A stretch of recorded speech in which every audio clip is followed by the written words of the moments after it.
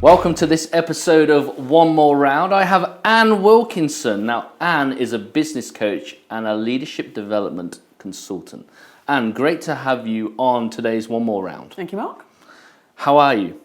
I'm really good. Thank you. No, I really am excited to be here. Absolutely. And seeing what unfolds. You're in good hands. Yes, so they say. So, Anne, for those who do not know Anne, because I've got to know Anne over the last probably 6 months, would you say? Yeah. Tell us a little bit about who Anne Wilkinson is. Like, what are you made of? How are you put together? The sensible version. Right. Okay, so I guess, probably just someone that's, lived a lot professionally and through life. And so it's been quite an interesting journey to date. That professional kind of personal side of me, I think I've reached a point in my life where it's a little bit more cohesive, it's a bit more connected.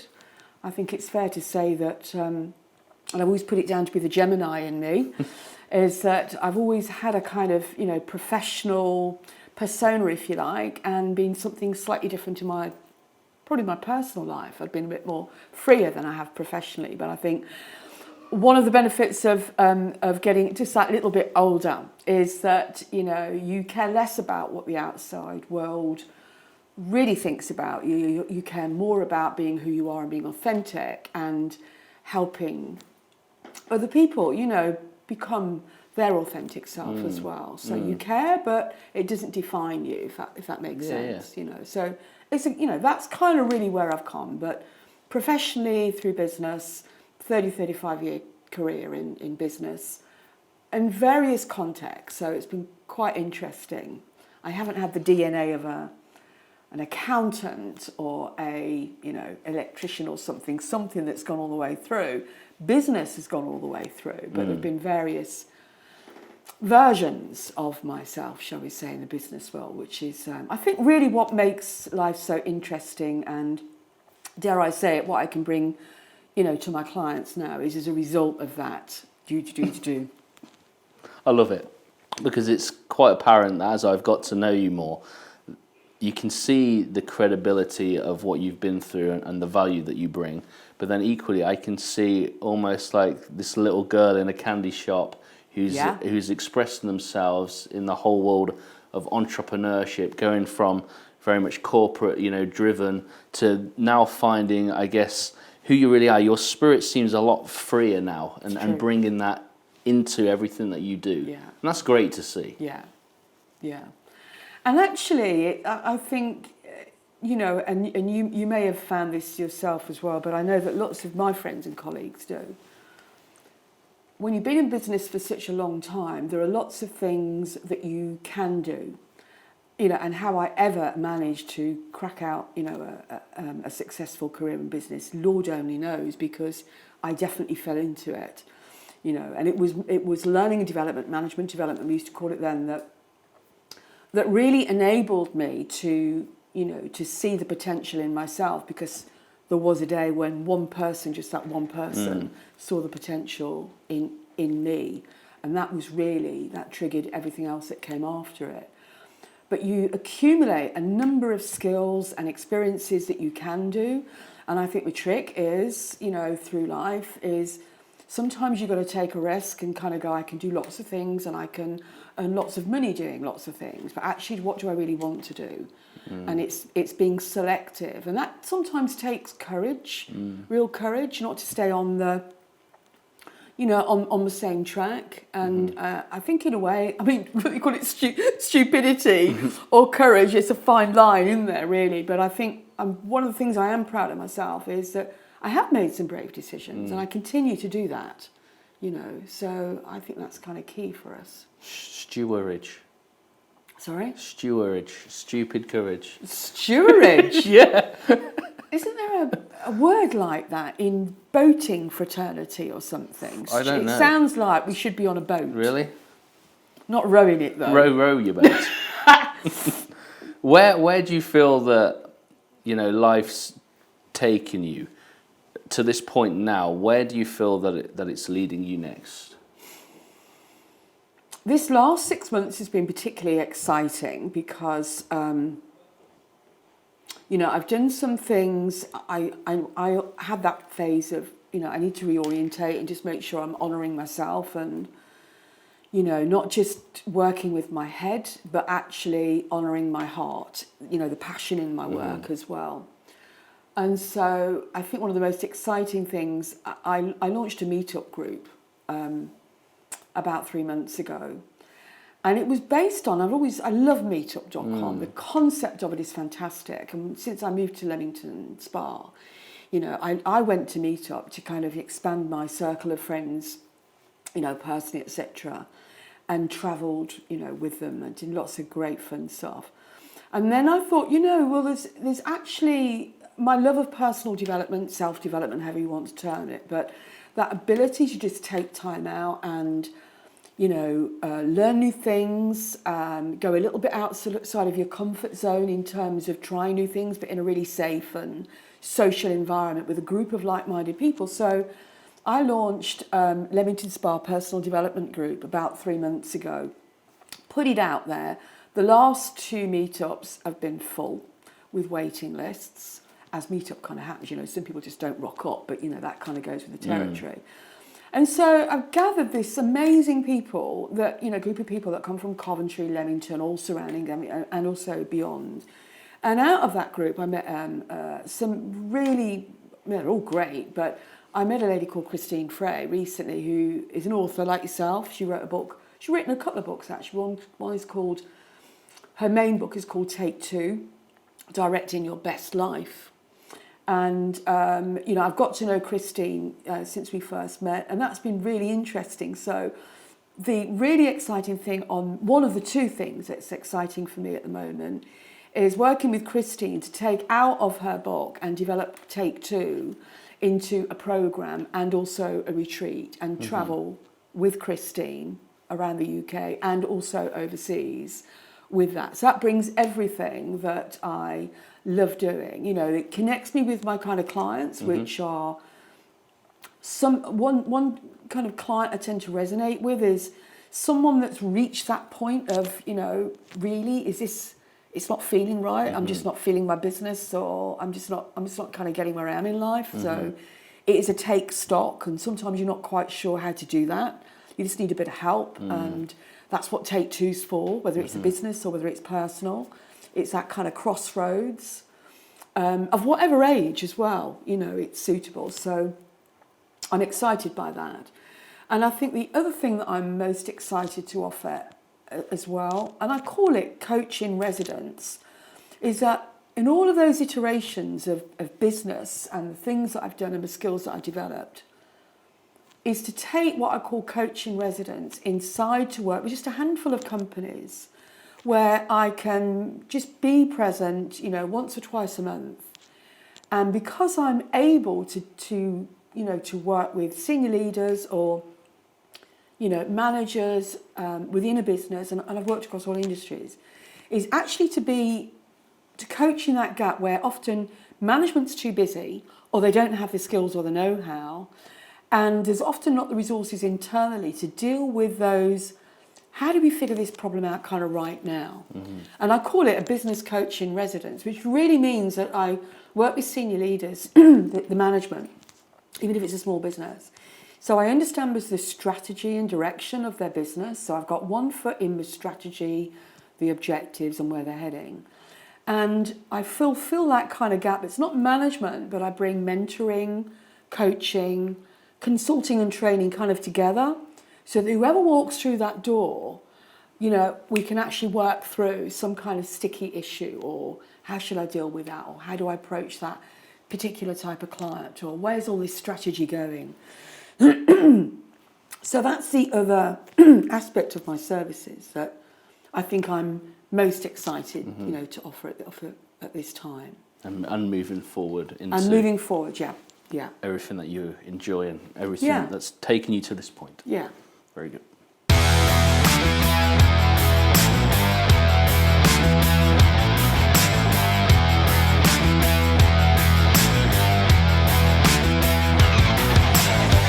changed that diaper. It's really about, not wallowing in your own self-pity.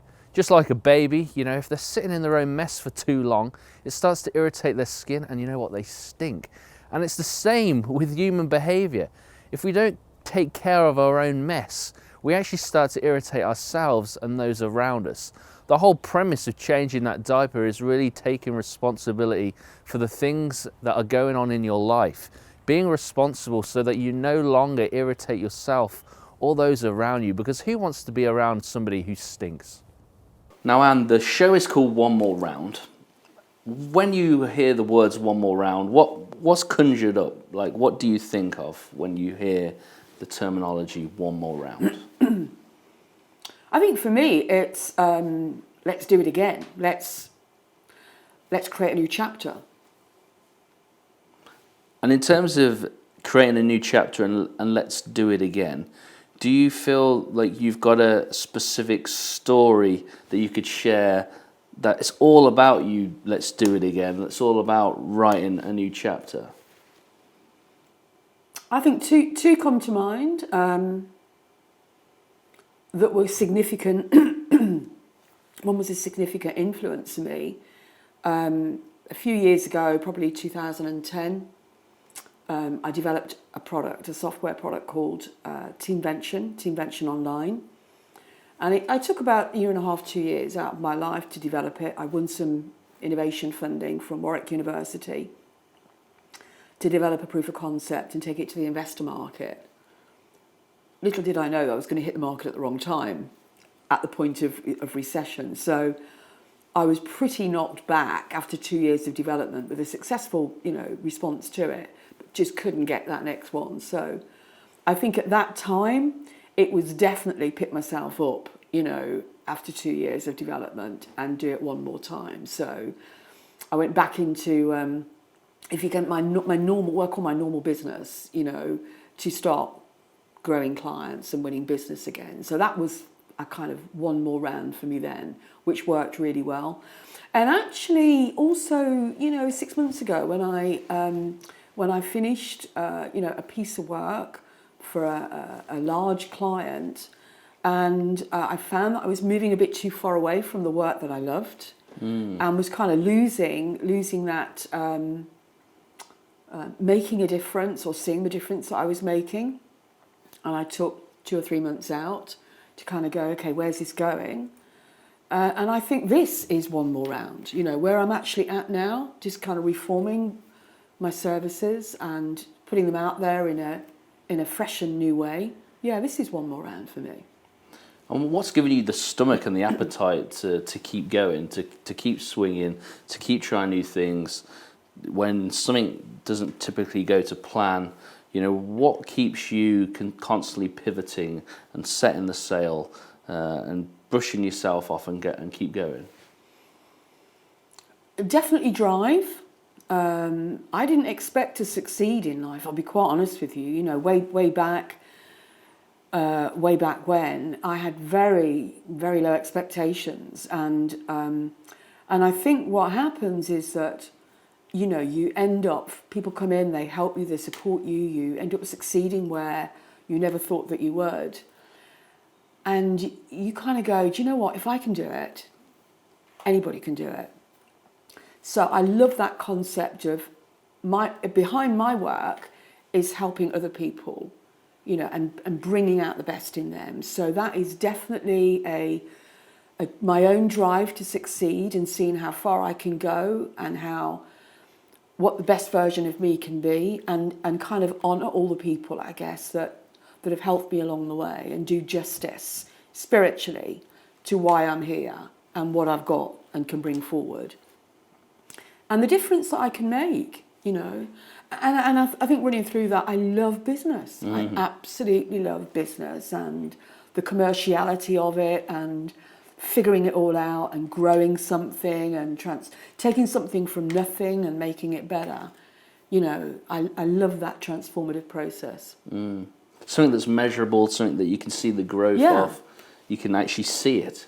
It's fascinating, isn't it? The whole business world. Yeah, and I think the difficulty sometimes is that, it's that you put the effort in And sometimes it's that time lapse, isn't it, between what you put in and the effort, and sometimes you don't see the results of that till some time later. And also, you mentioned the word pivot, you know, and that's kind of key, because for all what we plan to achieve, and we have these great plans for, you know, for ourselves and our lives and our business, you know, stuff happens, you know, and business can often, you know, create a life of its own, and it wants to go your way or another way, and actually it's how you respond to those influences, those events of life or business coming in. So that pivoting and that ability to be flexible and reorientate and really connect and get out of your head and into your heart as well, and stay true to yourself and make sure it doesn't pull you, you know, like some kind of untrained puppy along the road, so you end up thinking, this is not what I intended, or where I ended up being. That make sense? Yeah. It's like this plant's almost pivoted in our face, isn't it? It's growing. It seems to be growing with every smile and every word. It's a Pinocchio plant. Absolutely. Just gets bigger and bigger. Get out of here. Funny. Life is a mixture of the beautiful and the brutal. It has the high joys of new birth, and then the struggle and the misery of death. When we go through life and business, it's always a roller coaster. It's always a mix, you know. And I saw a study not too long ago, and it interviewed 100 managing directors that both had lost their job and also were faced with cancer. And it was like 88% of them found losing their job more difficult than facing cancer. Does that surprise you? I'll be quite honest with you, I think that is, you know, it's a very individual thing. Am I surprised? Nothing. To be honest, nothing surprises me really. I think when you have a life-threatening illness, it's a very individual journey, and sometimes, you know, business and your world, your external world, it's your fabric, it's your identity that's, you know, that's tied up with that, and can often feel that we are our business, you know, or our business is us, which is just not the case. So no, I wouldn't say that I was surprised. I would say that it's a very individual thing, and you know, you can just hope that you never have to be in that that situation, you know, to kind of decide where you stand on that one. I guess for me, when I think of it, you already kind of touched on it around how our work and our business is our identity. And as human beings, when we know we're contributing and we're giving of ourselves, that's when we feel most fulfilled. And I guess when I rarely struggle with any kinds of depression, because I'm so full of life, and I believe in creating a life of vitality, so you're literally starving the opportunity for anything negative to grab hold. But if I was to ever feel like I'm in that place of struggle, it's when I feel I'm not contributing. And so therefore I think that, you know, those reports of why 88% of MDs struggled more with losing their job than they do with cancer is because you're taking away people's opportunity to, you know, contribute. And contribution is so important, isn't it? It is, and I think the other aspect is that, and I know from my own experience, that we can build, you know, these structures around family, or a business, or a career, and they are our external representations, I think, of what's important and often who we are. But from a business perspective, certainly what I think I realised is that you can build even very successful structures externally, but if you haven't done the inner work, they're built on sand. Very true. And they can collapse, I think, in a moment. And when you hit hard times and the markets change, and you just haven't kept up, or this, whatever, there's a multitude of things that can happen. I think if you haven't done the inner work, and if you don't really, not only really know who you are, but realise, and I mean that in the manifesting way, actually become who you are, and you direct and lead from the heart, so that if stuff happens, whether it's illness, whether it's financial issues, whether it's the markets, whether it's Brexit, whatever, that you're not lost, that you still exist. You're still functioning. You're still human. You have still got you, and that I think is that's what I discovered along this path, that I was not my job. I'm not my job title. I am me, and I come with gifts that create the possibility to make, I hope, what is a great contribution to other people's lives. Yeah. We've just got to find the environment and the platform that best expresses those gifts that we have. Yeah. Now, Anne, you've been on this career and this journey that you've taken the essence of what you've learned and you've created it into your own entrepreneurial business now. We'll touch on this, especially around psyche, which I want to touch on before we finish. In terms of how you're built and put together, do you have like a great habit that you do every day that you feel has really benefited you over these number of years? I'd say my habits have changed over the years, to be honest, and it started with no habits, and then I realised that actually some self-discipline is really required. So I've always done a lot of journaling and vision boarding, and the more I become aware of the psychology of success, the more I looked into it to understand it's not just about the desire and the nice things. It works, psychologically. It works. Something happens at the subconscious level that when you externalize things and you create imagery and metaphors and you talk about what it is that you're going to do, it is part of the creation process. So I've always done that, and of course I'm a coach at the end of the day. If I didn't walk the talk of my own kind of disciplines, that would be a sad thing, wouldn't it? Anyway, so that's, there's people out there that do that. Yeah, I know, absolutely. But I learnt the hard way, I think. So yeah, I do kind of real practical things about, and my house is like covered with drawings and words and arrows and not bows and arrows, but that kind of, where am I going and what am I doing? So.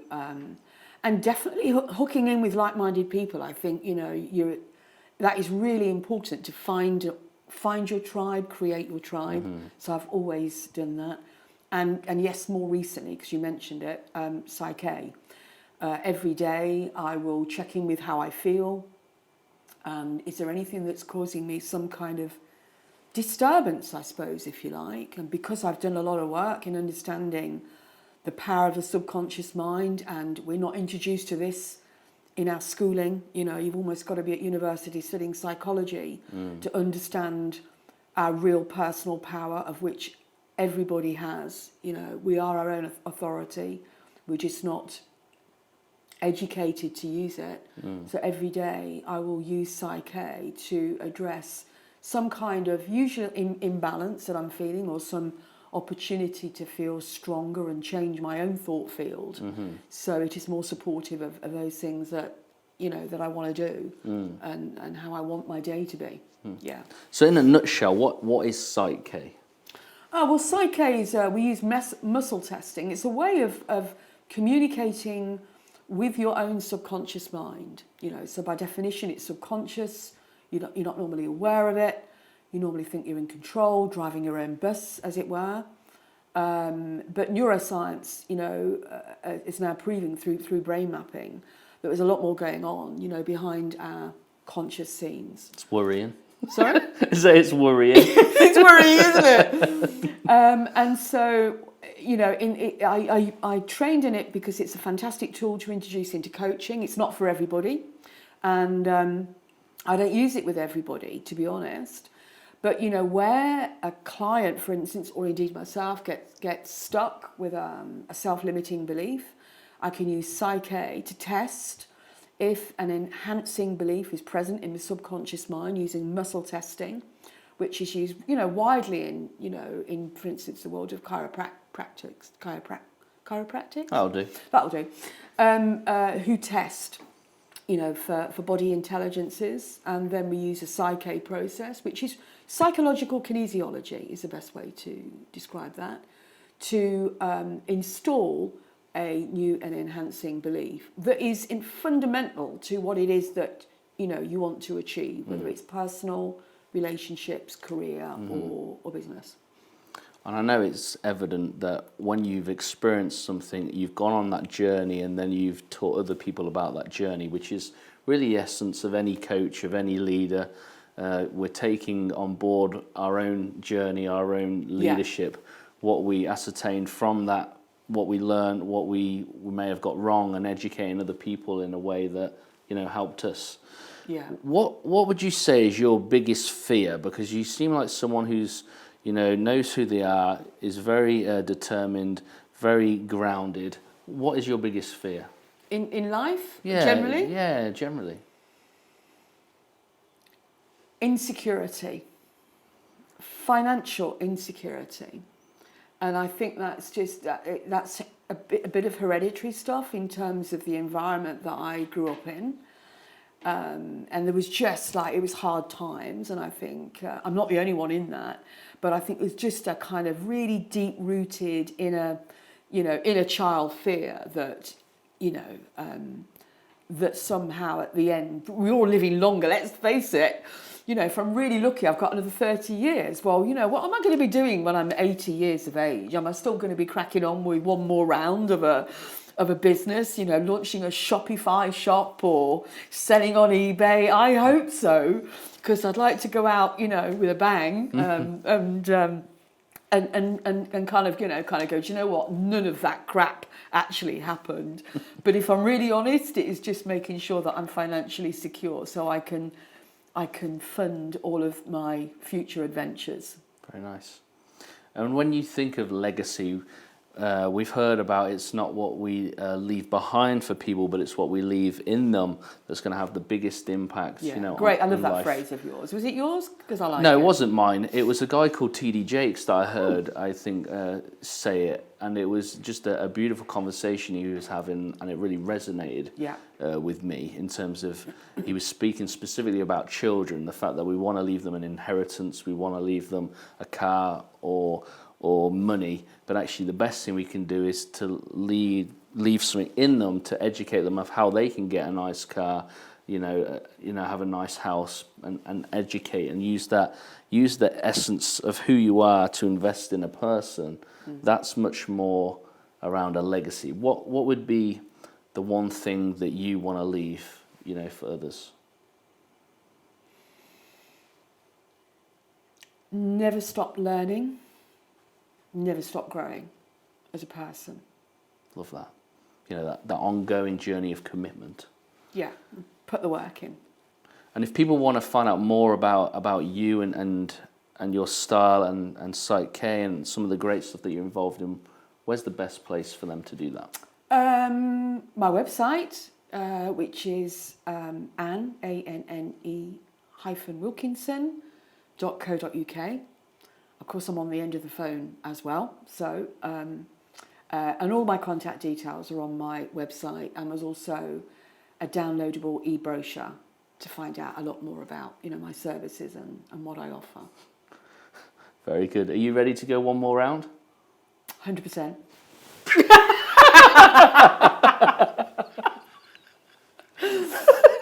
God, I didn't see that one coming.